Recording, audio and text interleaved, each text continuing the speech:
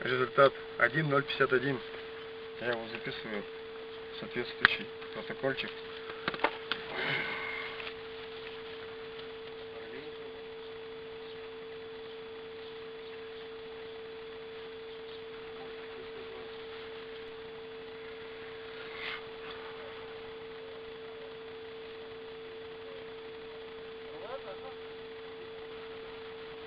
Вы пока не уходите.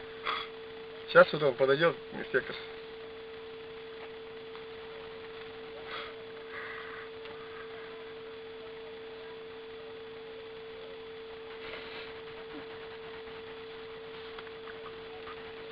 Пока кто-нибудь не умрет или что-нибудь не случится такое.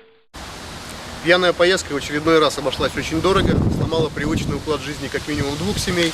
11 июля около 18:00 в деревне Марийское Гондарево, это Алнашский район Удмуртской республики, 28-летний водитель автомобиля «Лада Гранта», находясь в состоянии алкогольного опьянения, не справился с управлением и совершил наезд на 3-летнюю девочку. Ребенок госпитализирован в медицинское учреждение в отделении реанимации. В отношении водителя возбуждено уголовное дело по части 2 статьи 264 Уголовного кодекса Российской Федерации. Мерой пресечения в отношении него избрана мера заключения под стражу. Санкции данной части предусматривают лишение свободы сроком до 4 лет.